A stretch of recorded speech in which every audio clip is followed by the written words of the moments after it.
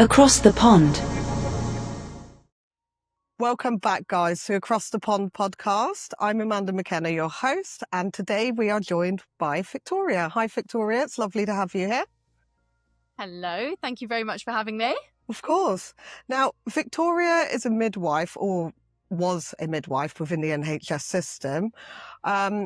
She's been unfortunately accused of some very heinous crimes after she has come out as a whistleblower on the negligence that she has witnessed within the NHS. So, Victoria, I suppose we should start with really your background on how you did become a midwife. Yes. So before I was a midwife, I worked for lots of different companies. I was a sales rep at Sky and was a phone telecommunications advisor. I've always done a bit of sales. I've learned a lot of people skills in those types of roles. And when I moved to Plymouth, I gave birth to my third son and had a beautiful home birth. And the midwife that was there created such a beautiful environment for me. I never thought birth could be that profoundly moving. And I'd already had 2 children before in the hospital. So when I had this amazing birth, I thought, right, I want to be a midwife. I want to give this to women. I want to feel that again, because it was like a drug. It was so addictive. I can understand why people say I love giving birth, because it's so magical and can be. Yeah. So is it because of the experience that you had during your own birthing process that it really, so you must have had some very good experiences with the midwives that you had come across for you to want to pursue that? It was just that I was at home. So when you're birthing and you're in labour, if you're at home and you're comfortable, you labour better. Your body isn't stressed. There's no stress response. So your natural rhythm isn't intercepted. You know, you've got the smells, you've got your own comforts. And, you know, when you're not well, you go home and you feel better just already being home, that you can rest and settle. But, you know, pregnancy is not an illness, but it is definitely an area of the body that needs calm. Birth needs calm, it needs quiet, it needs stillness, because it is so moving. And I'd never had that in my 2 previous births, because I'd had them in hospital and didn't know that this existed. I just thought that's how birth was. So when I gave birth to my son, James, he's just turned 14. It was, oh my goodness, I can't even explain it. It was like out of body experience. It was so intensely magical. I was like, what is happening to me? It was like an out-of-body astral experience. That's all I can describe it as. And I could see myself birthing from the other side of the room. And I was like, what is happening? Wow. And I saw myself giving birth. It was incredible. And I think the reason why you're not fully aware after you've given birth is because you're still out of your body for quite some time. It is magical. It's literally a ritual. We're not talking dark ritual. We're talking beautiful, feminine ritual. And I'm not a massive feminist. I'm not one of those people that's like, oh, you know, power to the whatever people say. That's not for me. But I do believe that birth, now I've experienced 4 births.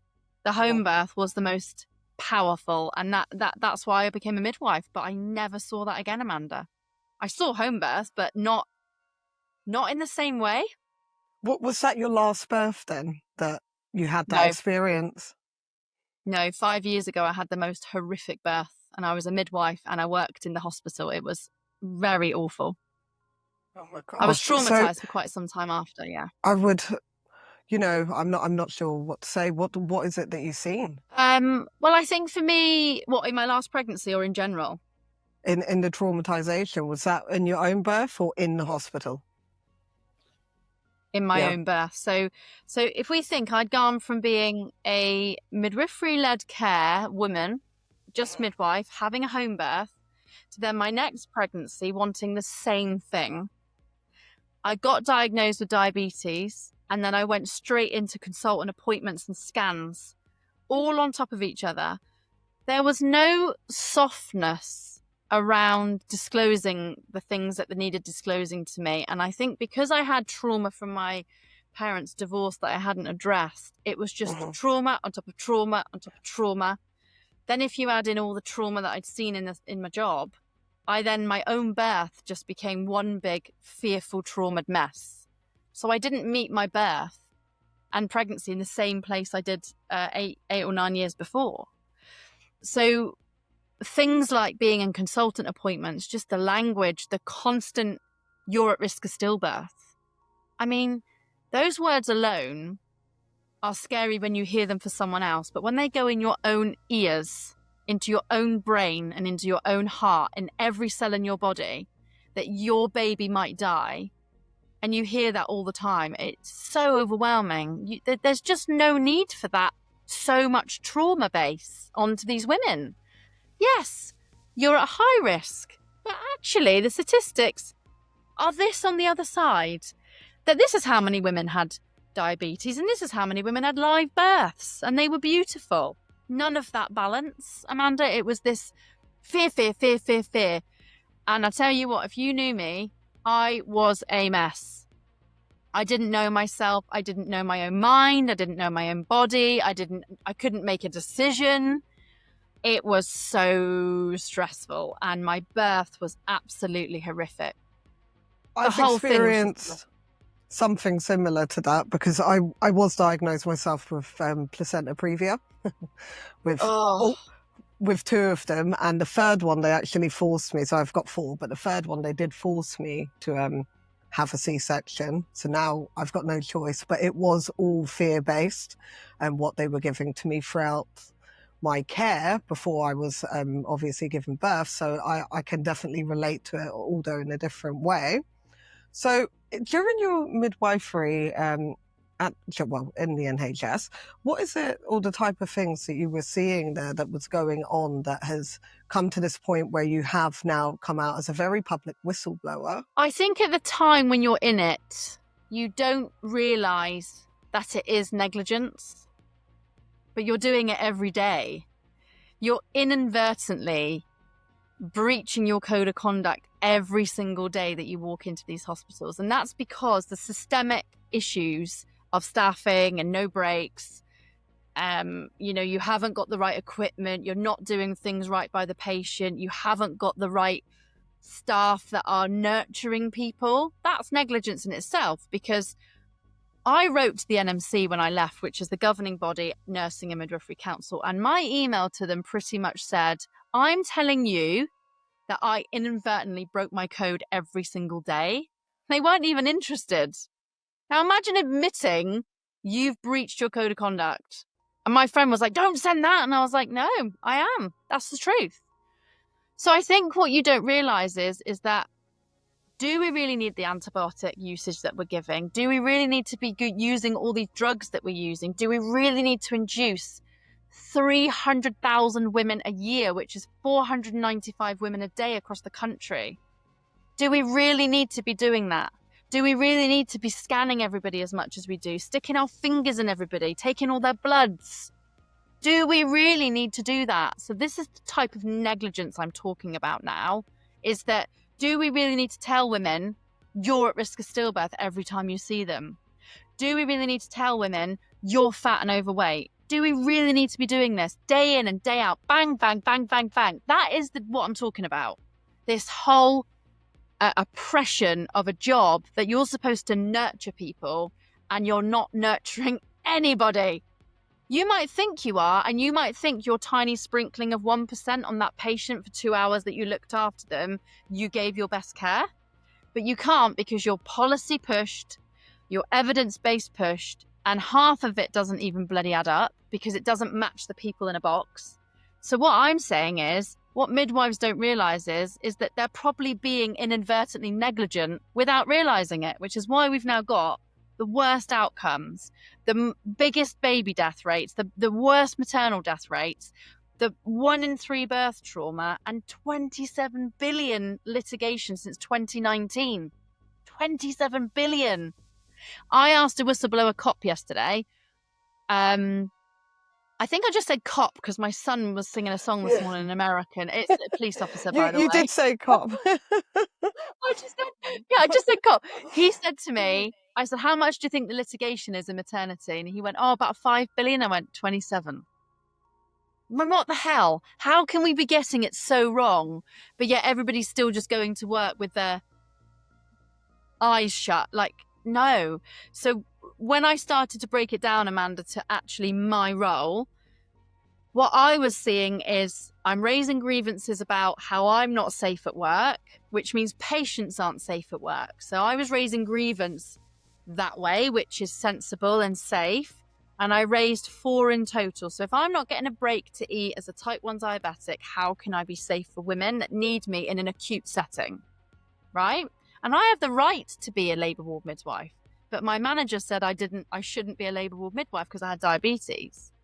So, but I believe I was a good midwife, but was I good? No, I wasn't, because I never really gave the women true midwifery, which is not shoving your fingers in everybody's vaginas, which is not putting, observations on them every 15 minutes because the policy says. It's about free thinking, about holding space for women. I've learned this now after all this time and all the talking I've been doing and all the research and talking to different groups and looking at the doula statistics. And I'm like, the doulas and birth keepers have better outcomes than the NHS. What the hell? It's absolutely horrendous. So my last shift on the 5th of February last year, a poor lady of mine laboured for 10 hours behind a curtain in triage on her own. She was high risk. Previous bleed, IV access, meconium, all these things that we know are high risk factors, and she was left there all day. What is their excuse for doing that, or why was she left there all day? What are they saying to the staff that are working there and clearly have to be or have come from a good, heart space to have decided to be a midwife initially? What is it that they're saying to you that justifies leaving a woman for 10 hours on her own? Nothing we can do about it. Nothing we can do about it. It's staffing. But what's interesting, that woman went and met my head of midwifery after, and she told her she was in the safest place. But was she? And is she? Or did she have another option? My argument here is, if Rebecca had come to the front door and I said, Rebecca, it's so busy in here, we've got no staff, we've got no help, there's low staffing to pull in, which means we're always going to be low and short. The acuity is high. You have a choice to make. You can either come here and you might lay behind a curtain for 10 hours on your own, or you can try another hospital, or you can go home until you really need to come back. But do you know what, Amanda? We don't give women the choice to have autonomy. We rob them of it, and then we lie to them and gaslight them and tell them they were in the safest place. That's what I have an issue with. Big time. Because you are lying, which is clinical negligence, it's criminal harm, and it leads to manslaughter, corporate manslaughter. And that's why Nottingham Hospital is undergoing a huge criminal investigation. Because they've killed babies over the last 20 odd years. Okay. So how long were you working as a midwife? 6.5 years. So that's quite a long, string of time there alone. So how long were you witnessing this all going on for? Was this from day one, or did this just gradually get worse over time? Did it worsen with COVID? Yeah, I think it's hard to see through the lens of a student, because you're only learning what you think is normal. Does that make sense? Yes, so definitely. When you're a student, you're just filling out your book. You're like, oh, I'm getting my numbers and I'm doing really, really well. So you're just on a conveyor belt to get your numbers and to get your grades. And then when you qualify and you start using your own critical thinking, because you've got to start thinking on your feet, you can start making your own analysis of what's going on. And you're thinking, well, that's not right and that's not right. So I remember being on one of our wards once, Argyle ward, and it had been one of the worst shifts I had. Now, I've never left work after a shift on that ward and cried, ever. And I was close to crying that day. It was so intense. And I was running around with high-risk patients. Now, I had some of the most high-risk. I had a type 1 diabetic. I had a threatened preterm birth. A lady was bleeding on and off all day, pregnant. Then I had another lady with a really bad virus, like really poorly. There was just constant observations, drug rounds, a lot. And my manager just tots up to me with her little glasses and says, have you checked the fridge temperatures? And you're like, I cannot cope with this environment. It's not logical.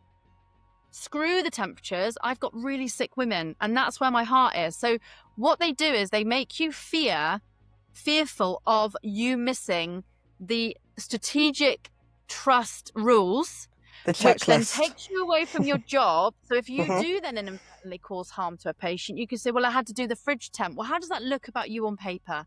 Well, as a midwife, Victoria, you put the bleeding lady after your fridge temperature. Even Whereas though I they're was the telling you to midwife, do that. and I'm the midwife that would go, screw your fridge temp. I'd rather get a bloody disciplinary for it. Yes. That's the problem. But lots of people go by trust policy, trust value, trust. Whereas I was like, no, the women need me more. So I think for me, it really started to like open up my mind around about, I would say 2018 when I was a band 6. Then I got pregnant. Then I saw the terrible care of me as a pregnant midwife, not having breaks, pregnant as a new diabetic on insulin. They weren't feeding me. They weren't letting me go to, it was terrible. And I was exhausted. And not only me, there were lots of pregnant midwives, and they were expected to work 12.5-hour shifts without eating. Which is Pregnant. I mean, ridiculous. how are you treating your pregnant staff like that? I can't go In without eating for pregnancy. 2 hours when I'm not pregnant, let alone when I was pregnant. You know, and you need your energy stores, especially during pregnancy. It's so demanding on the body. And Absolutely. I think whether you're pregnant or not, the fact that they're not allowing the staff to go and have a break or go and have something to eat, you know, have a cup of tea, have a glass of water, have some food, have 5 minutes with what you're having to deal with. I just find that very disturbing because you just It's need to be in the so, right headspace. yeah, and if you're thinking about how we look after pregnant women, and yet you're Mhm. not looking, it doesn't matter whether they've got a label of patient above their head and they've got a label of staff, they're pregnant. So that was kind of like the first real employment issue I started to think about. And Mhm. then you don't want to raise concerns because you're thinking, oh, I don't want to cause any trouble, and I don't want to be difficult because I really enjoy my career and blah blah blah. You do all that crap in your own head. And then I had to go sick, and then I came back after my son was born, and then I went back at 20 weeks postnatal in the middle of COVID, right? My Oh husband got my, made redundant. I just got I was chills. working 60 hours a week. I'd stopped breastfeeding. 60 hours a week, and I never got a break. Never. I wasn't eating. I was drugged up to my eyeballs on diabetes medication. I couldn't think straight. I had a 5-month-old that never slept. He went through every regression. Then I was in the middle of COVID, and then they made us work in a new model of working in the middle of a pandemic. And I'm like, hang on a minute, why would you do that? But then I thought, right, well, it might make things better because things couldn't get any worse, yeah? Oh, you thought so? But it got worse. Yes. It got worse. And then some babies had died. I was told allegedly some babies had died in community, and then none of us were seeing our women, and I wasn't seeing any postnatal women, and then they were getting more readmissions, and breastfeeding rates were really bad, and infection rates were up, and I'm like, oh, what is happening? And the job became scary, like really, really scary. And I recently got my data subject access capture. It's in my box over there. It's about quite a few thousand pages, I would say, of information from the hospital. And I wrote an email to my boss saying, I leave work, I haven't got enough hours to do my job, I come home, I'm doing my work at home in the off duty, can you pay me? And they said no. So they wouldn't even pay me overtime for the extra work that I couldn't fit in my normal day.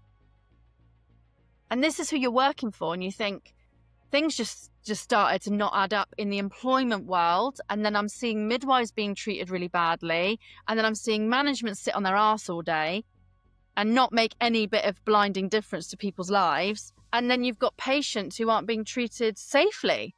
So across the board, my brain couldn't physically orchestrate and illustrate what I'm saying today, but I knew it then. It was just unraveling it. So you took your concerns, obviously, to your shift managers or the people in charge, I'm assuming. And how did that go down? And how long were you taking concerns to them before, you know, obviously what we're leading up to happened? My first grievance went in on the 21st or 27th of October 2021, right? The baby that died on the 27th, no, it was the 21st of October I put in my grievance. A baby died on the 27th of October, and that's the baby they're implicating that I killed. So I raised concerns on a grievance to my boss and said, and the grievance is terrible. I mean, if you look at the way I write now and what I was writing then, it was like a 5-year-old wrote it because I was so traumatized by everything. Yeah. My health, my job, my marriage wasn't great. I was struggling as a mother. I was ill. I was drugged on all these drugs. I was in a really bad state. I'd put on loads of weight. I mean, I've never been over 83 kilos, but for me, that's quite big. And I was like, I was in a state, Amanda. And when I wrote my grievance, it was because I was at my wit's end. Now, from 2020 to 2023, I had 360 days off work on sickness. It's a year. Because of, I would come back, be really positive, really get on with it, and then I would slowly demise. And it was just like a revolving door. My body was rejecting the environment. That's what was happening. I'm assuming your mind also, like my mentally. Mind, my body, my soul was saying, you got to get out of here, girl. And what was interesting was I recently got my SAR back from the hospital. And you know, the day I sent my grievance to my head of midwifery, I didn't know this at the time because she was, you know, my friend, or, well, they're not your friends, but, you know, always very respectful to me. And I felt like she always listened. You would not believe what she wrote about me within 3 hours of me sending that grievance in. She wrote that I was a complex character and that she had multiple counter allegations against me. And this is why you're still employed by them? And you're like, I was employed. Okay, that's very interesting to hear. So if that's the case, why is it that you were employed by them at that time and being put around members of the public and especially pregnant women to be dealing with them? That's quite bizarre that was the accusation. Isn't it? While and she you're never still told employed. me that. Yeah. And she never brought that to my grievance. So she got interviewed and she never gave that as a statement in my grievance outcome. She never brought anything to back that up, and she called me a complex character again. So she called me at once. There's like 6-hour emails apart in the thread, and but the hospital have sent me this, Amanda, and they've not redacted her name. They've not redacted anything off it, so they want me to see it. Yes. So here's a midwife raising concerns about her employment safety, which impacts patient safety, and instead of defaulting to say, oh my God, we need to keep this midwife safe.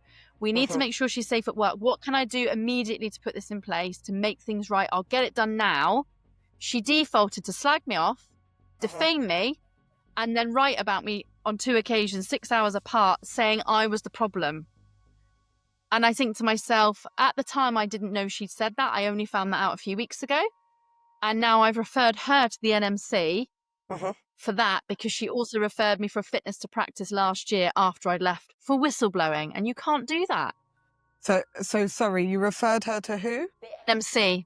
And who are they? Just for our listeners listening, obviously. The Nursing and Midwifery Council. So I've referred her back because this is where it gets really complex, is that how can she be sat in her position now knowing that she's had 4 or 5 grievances in our department and 3 of them will go into employment tribunal, all for discrimination against staff, disability, reasonable adjustments, which impacted patient safety. She's still sat in her role now when we all tried to make change for the public and all of us were ignored. And it's not fair. So my argument here is there's a culture in here where it's not defaulted to patient safety, it's defaulted to trust reputation, and that's got to go. Absolutely. Yeah, from what I'm hearing, it just seems to be in a little bit of a shambles and almost a little bit too cliquey. Oh, midwifery is rotten. Rotten. And it's not just in my hospital. It's rotten across the board. So it's rotten from the top. Yeah, sorry to interject. Just to bring it back a little bit, Now, so when you initially put the grievance in, so before this triggered, obviously, this lady making all these accusations against you, which sound somewhat a little bit far-fetched considering she was working with you for all that time and had no problem. The grievance that you had put in was in regard to, obviously, unfortunately, the death of a child that you were accused No, of being no, responsible for? no, no. So what happened was I put in a grievance on the 21st of October. Then I put in another grievance on the 5th of November because the manager continued to be at me when I was already feeling really threatened. And I felt like she was harassing me. And I couldn't resolve anything with her. That was my point. I was reaching a point where they were coming at me with sickness absence penalizations against my practice. Yes.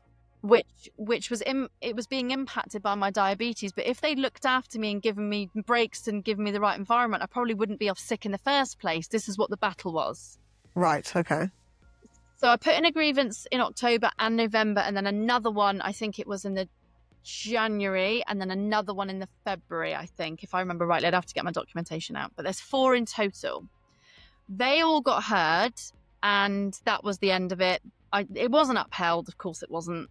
But basically, on the outcome of the appeal, it picked up that there was a culture in maternity.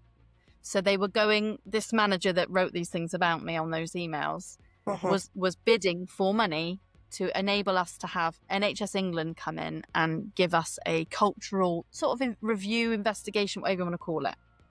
So I was really proud of myself to get that because that's what needed to happen. Now, when I left on the 7th of February and never went back, it wasn't until the 30th of March, a statement went out via a maternity page saying that I was responsible for this baby's death at Derriford Hospital, where I was a midwife. Approximately a month later. 6 weeks later, yeah. Yeah. So what was their basis behind that for they haven't mentioned it prior to obviously you putting in your resignation? So what I looked after this family for from 11:20 in the morning until 19:30 that night, and it was very brief. In the scale of things, it was brief, and I don't want to talk about her care because that's not right. But basically, she was never in labour, and I did everything in line with the local and national guidelines. So as a midwife, for instance, if you've got placenta previa, I would print off the policy and I would go by all those rules and I would care for you by those rules, right? So this lady, in between those hours, was on a certain policy, and I did everything within those rules and policies. When I left, she had a baby overnight, and the baby died.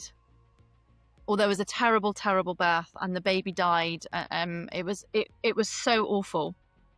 I can't even imagine losing my child. I can't imagine. You just, when you've got children, it even tears your whole heart up to even think about it. Now, when that came out, I already knew that there was an inquest into that little baby's death in the February.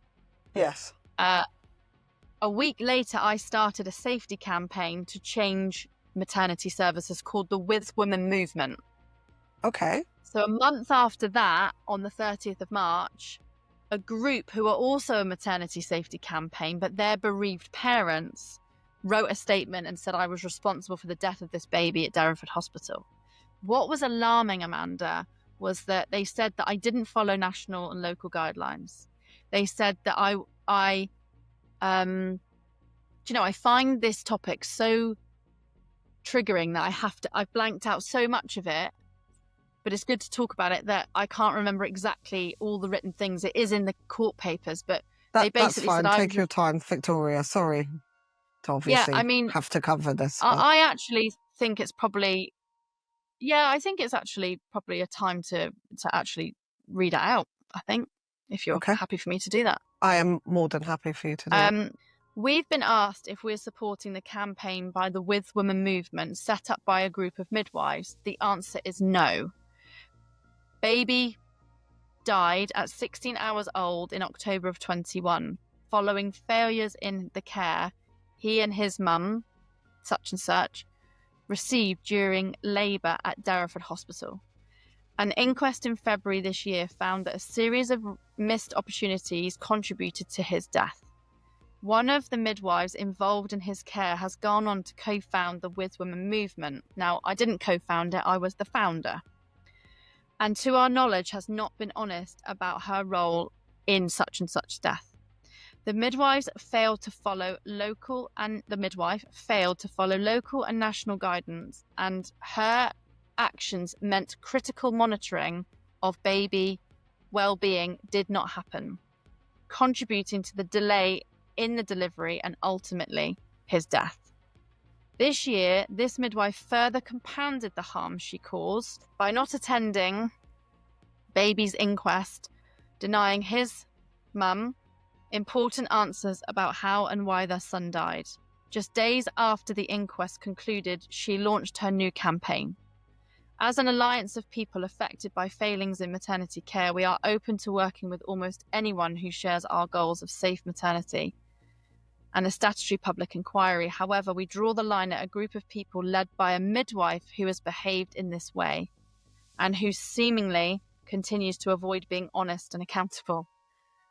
Now, when I read that, Amanda, I've had to read that thousands of times to not be traumatized by those words anymore. Because I'm not the one that's had a loss. There's just been an error in the communication, and that's the truth of it. This isn't about them being vindictive against me, or I do think two of them, it's a bit of vindictiveness, but one certainly is not. Okay. I don't believe the information that they've received is what they fully understand about the situation. The so parents. To receive that was well, they're actually not the parents that wrote it. It was actually another woman, but she's a bereaved mother herself. But to receive that, I've never felt anything like that. I've never ever I was petrified that I was going to go to prison. I honestly thought they were going to set me up. And you think this is basic? Well, this is, sorry, I'm just a little bit, and I just balanced energy now. Do you think that they've accused you of this type of negligence to cause something like this obviously happening because you had started to come out and speak against the NHS and what you had witnessed during your employment there as a midwife? Do you know, I'm still unsure why. I don't believe I'll ever get the answers, but I think we can pretty much surmise a couple of options, can't we? One, they actually believed I did do it, and they've got that totally wrong. And the sad part about it is that when it all comes out, they're going to realise, well, I wasn't even on shift. So how can I be responsible for the death of a baby if I wasn't on shift? There were 3 midwives after me, you know, so but that's already been, we've already told them this anyway. The other side of it is, was it to disarm me? Because they had a campaign, I had a campaign, and they wanted to be the first people to get it. I'd like to think that's not the answer, because if that is the case, you're running in your ego, whereas we're talking about the loss of lives. So for me, my safety campaign was to make sure no midwife ever took their own life again or lost their job again, and no mums and babies died or were in harm's way, and neither were their families. That's the basis of my campaign. I don't care if there are 20,000 campaigns exactly the same. It doesn't bother me. But my thinking for this group is, if that was the case to disarm me, it worked because the movement went away. But when I came back in January this year and decided to do it all on my own, it all started again. So then I thought, well, hang on a minute. If it's going to start again, this is actually to sabotage me. So now I have to do something about it. And I did. So now it's going to court. Okay, tell me more about that. So after this came out, I contacted my head of midwifery, director of midwifery, clinical governance, 2 midwives, and the comms team and the legal team. And I shared all of these, because not only did that statement go out, I got called a baby killer. Pictures of me were being shared online. There was pictures of my kids. It was awful. I was like, but you know what I did? I threw my phone down at shock, and I never went back on it for months. And my friends had to go in and try and locate all the screenshots. So I lost a lot of the evidence because it was deleted. Right? So the threads were deleted and some of the images were deleted, but it was so awful. I was petrified. So I rang the police, who said it was the start of some sort of incited crime, like gang sort of incitement of gang crime. It was awful. And when I went to the hospital on the 31st of March to tell them, they were like, just ignore it. I'm still employed by you, at your choice, by the way. How can you not stand up here and support me publicly that I didn't kill this baby and you've got the evidence in front of you? How could you do that? But they didn't. So that was devastating. I felt so let down. Like, how could you do that to me? I've never, ever had to go to a solicitor for my malpractice. I've never had a patient complaint that I'm aware of, or any staff complaints that I'm aware of, apart from one midwife that said I bullied her over an on-call, which was an absolute joke. And I will say that that was a joke. So I just think to myself, how can I go from that to this? That is a hell of an extreme difference. And I was never asked to go to the coroner's court. I was asked to write a statement a year later, and I had to go back to the notes because I couldn't remember any of it. So I could only remember little snippets, but I had to use the documentation to write my coroner's statement. But what you can't do on coroner's statement, Amanda, is you cannot write your fact or opinion. You can only write facts, sorry, not opinion. So if I said, it's of my opinion that this happened, then you're not allowed to write it. So if I was able to do that, there probably would have been a very different coroner's court because you're giving your professional judgment. What then happened 2 weeks later is the two midwives that I set up the movement with, I founded it, they came on board with my idea. They also called me a baby killer online. Two midwives. So the two women that I set it up with went against me and then did that. All three of these people, that is pure jealousy. Jealousy, egotistical, awful, awful bitchiness. They had absolutely no reason. They could have called me, texted me, emailed me and said, Vic, we're going to put a statement out. Can you give us the other half? They didn't. They actually wrote the person being held responsible for this baby's death in a statement and their midwives. Now that cuts a whole different cloth, I'm afraid, because whilst the first statement is from a bereaved mother who has every right to be angry at maternity, these midwives have no right to write about me when they don't even know. So they all had access to contact me and not one of them did. So what actually happened was I emailed the very first statement author and said to her, you've got a mistaken identity. And she wrote back saying, no, I haven't. Your practice specifically was called into account. And I thought, you're not talking about me. I don't know who you're talking about. I never had any feedback about the whole case. What are you talking about? So moving on from that, when I came back in January, I don't want to talk about that too much because this is the evidence I'm going to use in the case and it will come out. No, absolutely. Don't say anything that will obviously hinder what's going on with you. But basically, it all flared up again. So I then posted my coroner's statement online because the hospital said I could. It had no name in it. It had nothing in it. And I posted it online to prove I wasn't there at the time the baby was born because I'd left the shift at 1940-ish. So I then thought, right, I have to deal with this because if I'm going to write a book, which I've got a book deal for, and I want to do the things that I want to do, no one is going to believe me that I'm not a baby killer unless I squash these claims. So I went and got a solicitor. I phoned a few, and it just so happens I found one in Plymouth, and he said to me, send me all the statements that they've made, your coroner's statement. And the next day he rang me and he said, I'll take it on for you. Let's take it on. So he started the proceedings. We sent a pre-action protocol. Now, because we only had a few weeks, you normally give a month. We didn't have that time. And they argued, well, she could have done this sooner. And I thought, what? Is it that easy to take a bereaved mother to court, is it? I've struggled with that. Like, I've had to really dig deep. How the hell can I take a bereaved mother to court and sue her?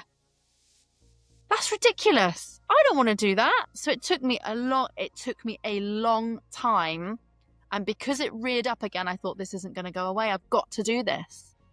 So when I put that in, what we got back was basically no evidence to say that I had done that, but they were willing to fight it. And I thought, well, okay, fine. So, do you know, my guts for the week leading up to the deadline, my guts were in bits, Amanda. I'd had bad diarrhea. I wasn't sleeping. I was like, you know, are they going to set me up here? And I was panicking, thinking this could go really badly wrong. If someone's lied in the middle somewhere, this is going to cause a huge issue. Because why would I lie on my coroner statement that I'd finished my shift if someone else has lied somewhere else, you know?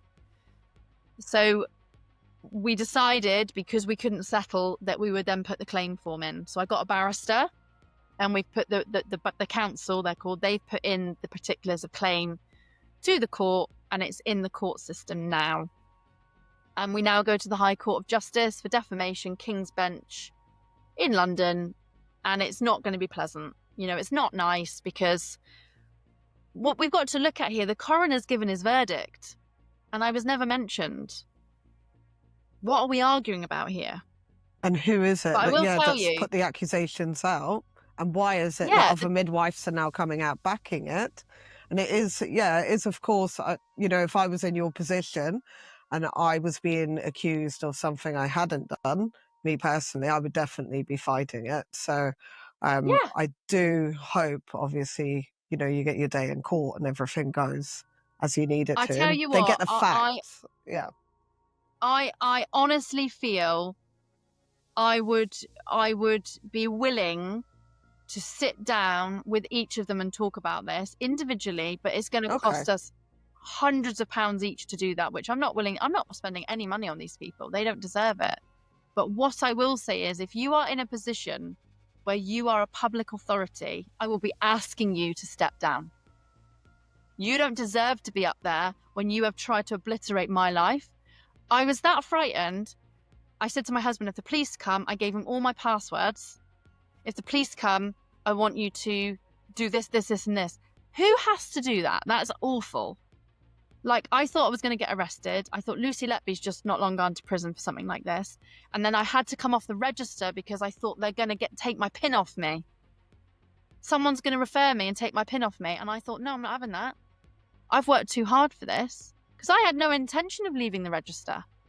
I would have done it long before if I was going to do that, but I did it literally the day after.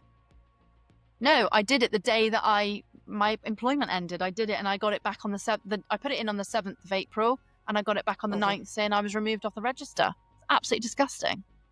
Disgusting. So you can it makes me so practice midwifery.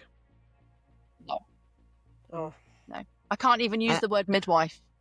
Wow. It's owned legally, the word. Oh, is it? I think our listeners will be thinking that's something new, because I'd never heard that one either. Registered midwife is you're not allowed to say you're a midwife. No, it's ridiculous. I just think if you've got to own it, it goes to show what control you want of the profession.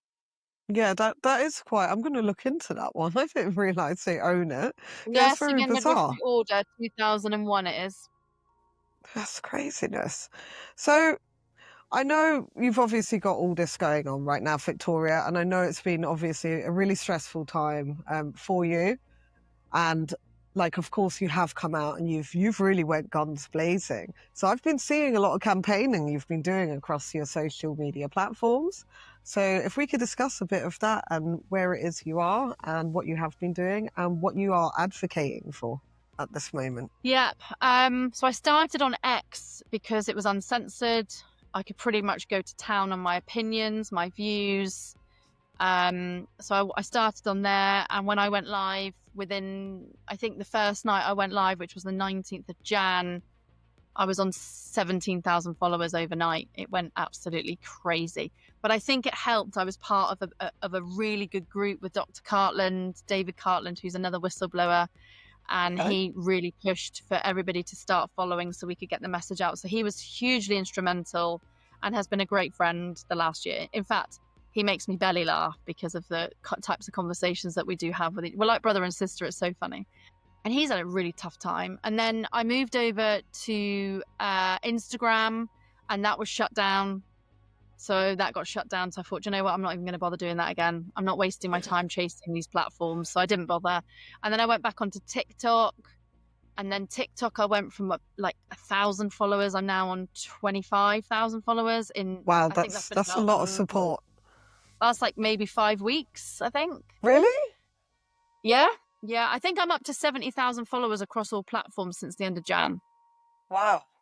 But that, So you're but the, you're really something, getting your point out there because people are I think, obviously listening. Yeah.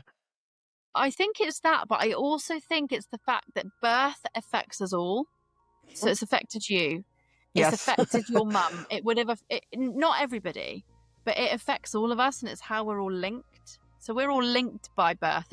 We all came from the same place. That's the only thing that links all of us in one way, is that you grew in a uterus. After that, where however you were birthed, changed the course of your life. Yeah. We all link into that one space. So that emotive topic, when we talk about it, is what keeps us all one and whole. So this topic, I've had dads message me, grandparents, aunties, uncles, mums, siblings with their stories. If I could give you my logins and you could read my inboxes, they are rammed with stories to the point I cannot answer them all. It's not possible. I cannot do it because I would be a whole week doing that and then it would happen again. This topic is so impacting on people's lives and has been so impacting. I think that's why it's naturally evolving, because maternity services is now all over the news that people don't know where to turn. Now, unfortunately, I don't have a remedy. The only remedy that we have and that we have to go for is, one, get yourself in a good place before you get pregnant.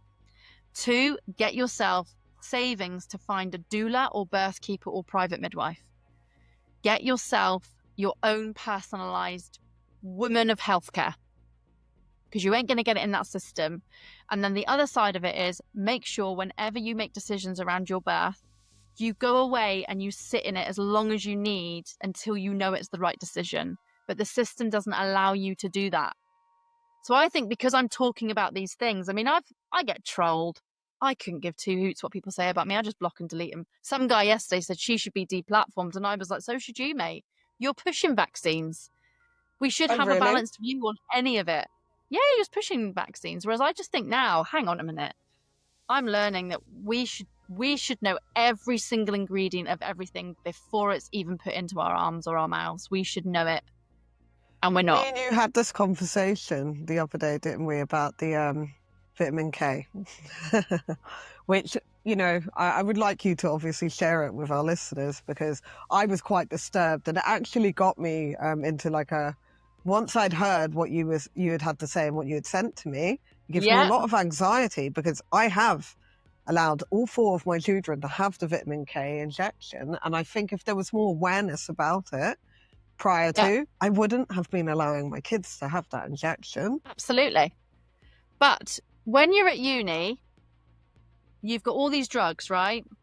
In pregnancy, there's only a small selection of drugs that can be used in pregnancy, but actually no drug is safe or effective in pregnancy. Now, if you follow Cheryl Granger, she used to work for pharmaceutical companies that would go out and like get you to buy certain brands. She always said through her whole career, nothing was ever safe or effective. They're the words you could never use. All of a sudden, vitamin K, COVID, flu, whooping cough are all safe and effective. Well, it doesn't work like that. So in order to absorb vitamin K, I'm just reading from this thing, you have to have a functioning biliary and pancreas system. A baby's digestive system isn't fully developed at birth, which is why we give babies breast milk and delay the solids until they are at least 6 months old, and why breast milk only contains a small amount of absorbable vitamin K. Too much vitamin K could tax the liver and cause brain damage along with other things. So when you start thinking, right, when I was at uni, I never learnt vitamin K. I had to pick one drug out of an array of drugs and then listen to my fellow students talk about their drug. Well, how do I know that they researched it properly?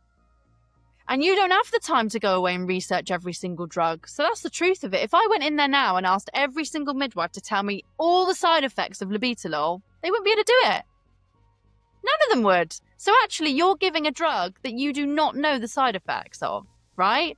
So I didn't know that vitamin K had these concerns with regards to its ingredients. Oh my goodness, it was a punch in the guts because I've given it to all my children.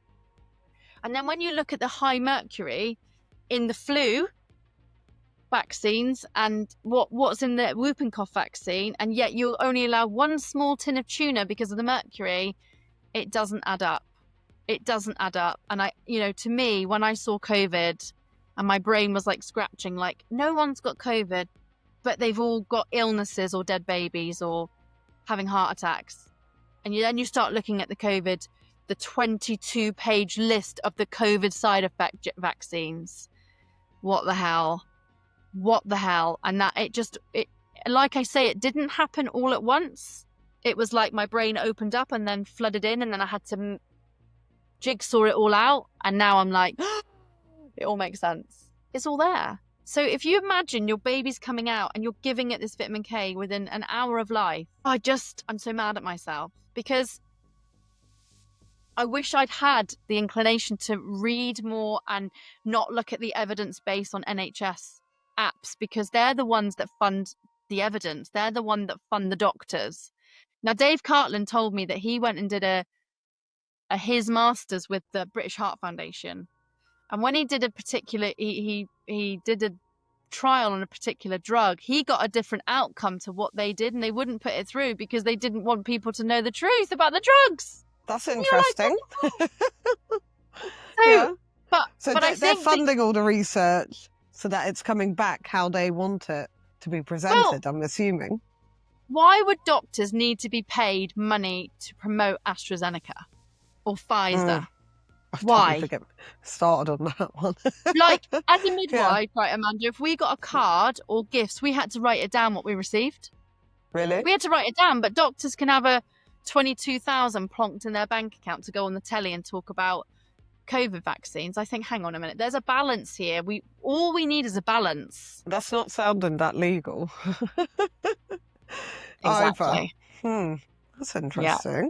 So this guy was like, she's going to kill loads of babies. And I'm like, hang on a minute. No one's killing a baby. If you give information and it's not NHS evidence and someone reads 2 parts, they can make their own choice. Mm-hmm. I don't tell them not to give their baby a vaccine. I'm just telling you, read the bloody evidence. This is what I've seen. It's got a 2-fold risk of leukemia for children who've received intramuscular vitamin K given universally at one hospital compared to the other that did not promote the jab. It's frightening, all of it. We've got more childhood leukemia, more childhood cancer than we've ever had. When I was younger, cancer was rare amongst my friends' mums. And now I know 5 people that have got cancer. It's crazy. Where's it come from? How's this happened? I think we know. It's definitely food for thought, I think, for our listeners to maybe, obviously go into that within their own thought processes. But I just want to really go into what type of advocacy you've been doing now at the moment. So you've been focusing on the vitamin K and different types of vaccines, and you've also been focusing on the work that midwives are being taught to give within the hospitals that isn't up to standard, isn't a kind service. And I know you've had a lot of talks recently, and I just wanted you to really just tell our listeners a bit about that, and if there's anything that you would like them to obviously maybe go look into, any groups that you could recommend. So I think it's quite a broad area that I'm covering, and it covers a lot of a blanket of it. So I'm not only just talking about now certain drugs, or, I did a talk about the certain beta blockers that block the labour receptors, but you give it to them and then induce them. Well, that's a contraindication of it all anyway. It's absolutely crazy what they're doing. I talk about the induction of labour rates at 50% now. Your caesarean section rates are around about %, sometimes 50 in other parts of the country. 20 years ago, they were 7%. What the hell is going on? You've got a pound sign above your head. Yes. Pound sign. That's what money. You've got a pound sign. Yeah. So a normal birth would be about 1,500, 1,800 quid. A caesarean section is anywhere up to £8,000, depending on what you're having, what induction it was, what drugs were involved. It's an absolutely astronomical moneymaker. So I talk about all of that. And then I've talked about, it costs £305 a night for a bed space in the NHS. But if you're plonking 495 women a day in these beds to be induced, Mhm. Why do 21-year-old women need to have an elective cesarean section at 21 years old? What the hell is going on? That is ridiculous. That's happening. So I Cesarean talked shouldn't to, be happening unless there's an actual real medical concern, I think. But obviously, I'm not a medical professional, but I I do mean, you know wouldn't that cut someone's, I'm just going to cut your abdomen open and just check to see if your bowel's okay. exactly. You don't, I can understand in some instances why people want a cesarean section. I think they need lots of counselling around that because there's just a lot around it that I don't think people fully understand. Mhm. So I talk about all of those things. And then I talk about the Nursing and Midwifery Council and the Royal College of Midwifery, who are like the gatekeepers. Mhm. They're private corporations. I'm going to do a live, on Thursday about this. I want people to be educated on that they're a corporation, which means they cannot be a public authority. They do not have patient safety at the heart and the core of who they are because they've got a DUNS number and a VAT number, which makes them a private corporation, no different to McDonald's. Oh my gosh. People do not know this. So your nursing and midwifery body, who is supposed to be there for patient safety, for public interest and safeguarding, are a private corporation and has been since 2001. People do not get this. So you're contracting with a private corporation that only care about their CEOs, nothing else, nothing more. So I talk about that. The Royal College of Midwives, loads of us have had problems with the reps going amongst the staff and to the management, leaking parts of your grievances, talking to management without your say so. Totally wrong. And then I go on to other bits about healthcare, talking about trauma. I talk about doulas, birth keepers, and I just talk about everything across maternity. One day I'll wake up, Amanda, and it'll go, today you're going to talk about this, and I just go with that. And other days I talk about council tax because I've now done a huge, I don't know if you listened to my voice note this morning, I've done a huge thing on council tax. But that all links into all of this as well. Everything is linked. It's all crossed Interconnected. over. Yes. So then I obviously campaigning on all of those things. So I just go and do talks or podcasts on certain things. I think it's so multifaceted. It's so hard to talk about in one podcast. You have to have I almost need a series to be able to talk about all these different things. But I've had a lot of interest now from bigger podcasts. Like James English came forward and I went on his, and someone else has now come forward. I don't like mentioning anybody's names because they get sabotaged. So I'm just waiting to hear back from them to see when they can get me in. So this is about getting out to the numbers and the grassroots now. Getting the word out now. So the big thing for me is to say, getting the word out to the grassroots.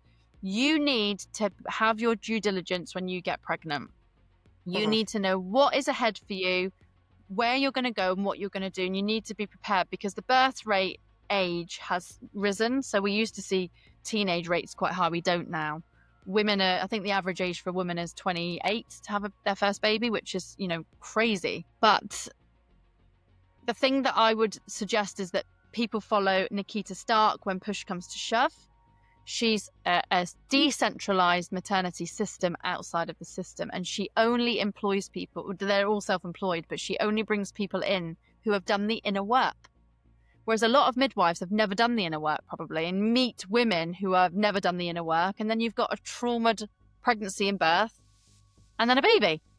So she's amazing, and she's got lots of women all over the country and all over the world in her campaign. It's amazing. I absolutely adore her. And then you've got Tess Lovely, who's a new whistleblowing midwife from Devon. She's a good one to talk to. I would probably get her on. She's got a Instagram page and TikTok called Birth From Within. And she's done a lot of the inner work, but she's also got 20 odd years of midwifery experience. She's got the degree and the diploma. She's whistleblowing. Actually, you can't stop her now. That's what I love. She was silent and now she's like, I want to do this. And I'm like, let's just come over on Thursday and we'll chat about it. So she's got that. Then you've got a girl called Yaz who's got Birth Beautiful on Instagram as well. All these women have birthed and also been in the system. And I think for me, I'm not ready to go down another road yet because I've got too much to do, but also I've got too much to unpick with the bad practices that I've adopted. Like, for instance, I watched a baby being born the other day in the water on Instagram, and the baby didn't breathe within a few minutes, and I was having a heart attack. But these doulas are like, this can be normal, and it's about when you intercept. That baby was absolutely fine, but that wouldn't happen in our hospital. You would have called the bell, got the neonates down. They would have done full like resuscitation, intubation. Oh, it just makes me think, what are we doing? What are we doing? Are we making things worse by not giving time to things? So I've got to unpick a lot of those practices before I could ever move on, if I ever do move on in that road. And right now, I still say no, I'm not ready. Well, I'm like, honestly, I would have loved to have given birth, a water birth at home, myself personally. But of course, everyone is free to choose as they will. Is there anything that you want to leave our audience with, Victoria, that you think will, help them or guide them, or anything you want to say? Yes. Question everything. Question every bill that comes in your door. Question why you're paying your bills. Question why you've got to go to work 9 till 5. Question why we had to buy houses. Go back and do your history. Go back and read the witch trials. Go back to 1302 when the Pope changed everything in our lives. Go back to history and see why we are where we are today. Because midwifery today is a product of the witch trials. It's a remnants. It's a haunting, I call it, of what's happened before. It's just a whole different attempt on people's lives. People might think I'm crazy saying that, but I have studied and read hundreds of witch books. I mean, witchy, burning the witches. And when you actually look at what they were trying to eradicate, they were trying to eradicate what everything that birth was about and why it was so special. So we lost 50,000 men, women, and children who were burnt because they were around people who might give care in childbirth or healthcare. It's really, really harrowing. If you go to Boscastle in Cornwall, there is a witch museum. And you should see the torture equipment that they used on these women and children and men. So if you were an apothecary, you were a herbalist, you knew how to do a wound dressing, you knew how to care for someone, turn a baby, stop bleeding with all your herbs and your medicines, and you had that deep, profound, ancestral knowledge, you were burnt, you were gone. So they had to eradicate everything in fear of the churches and of the religion and of the misogyny. And it all came at a time that went on for the last witch that was tried in England was 1940s. 1940s. That's not that She was long a lady ago. called Helen Duncan. She was nicknamed Hellish Nell. And she was tried for lots of different things. But when you actually read her story, she was very spiritually connected and understood things. But she happened to predict that one of the HMS ships were going to sink, and they called her a witch and tried her for it. So when you start thinking about what women went through then, we're just going through a whole different witch trial in a different way now. So question everything that you ever thought you knew. Everything. And I'm talking about why you're taking a drug, what's in that drug, who made that drug, where did it come from, who distributed it, who packed it. Try and burn it and see what happens to it. Just put a lighter on it and see what happens to that drug you're putting into your gut. Look at it. Question everything. You don't have to be arrogant or difficult. Just question everything. And I think I'm at that place now where you can become a bit lost because you're like, oh, I don't know where I belong, and I used to be in a world where I was squeezed into a box, and now I'm free. I'm like, oh, where are we going? What are we doing? It is scary, but then you take full control of yourself. And I would tell anybody to follow The Realm of England. The Realm, here it is. The Realm of England. Now I've got a hoodie because I've been working with these guys. The Realm of England. You need to get this guy on your podcast. He is amazing. Tell him he is more than welcome to come on here. Tell me what he's backing or advocating for. Let's hear. The Realm of England is real me. Real me is incredible, and he has been instrumental in all of my administration. Terry is known as the last blue boar of England. He is absolutely incredible. He's got just set up his own website, and we are trying to teach people about returning to their true living woman, living man in REM. If you start using this language in your documentation, it removes yourself from the quasim of their world, and we gain control of our own world. It's a bit like the all caps name, but it's not none of this free man of the land rubbish. It's a whole different, I shouldn't say rubbish because some people do really, really go down Yes, that road, of course. but I feel really Yeah. bad saying that. But Mhm. I've walked this walk and it's worked really, really well. So yeah, just question everything and question healthcare, question drugs, question dementia, question your cancer, question a balance of medicine and herb. There is always a counter, because a lot of medicines are created from the thought process of a herb or a plant. You know, question everything. Question why we have scans, mammograms. I don't have a mammogram. I never will. And I will never have a smear again. I won't go near any of it. Whatever's meant to be in my life, I will deal with it with love and respect.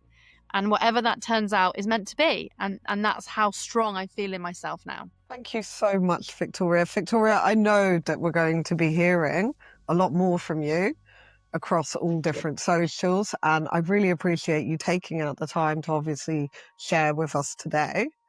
So thank you so much for being on. You're so welcome. Thank you. Right. So guys, thank you so much for listening and for anyone watching. And please do subscribe to Across the Pond across all platforms and hit the notifications bell on YouTube to never miss an update. And we'll be back next week with a new episode. Speak soon, guys. This is in relation to some comments that you've made on a Facebook page. Across the pond. This is a Fox News alert. The Epstein files have been released. Across the pond. You're looking at now, sir. Everything that happens now is happening Very serious. now.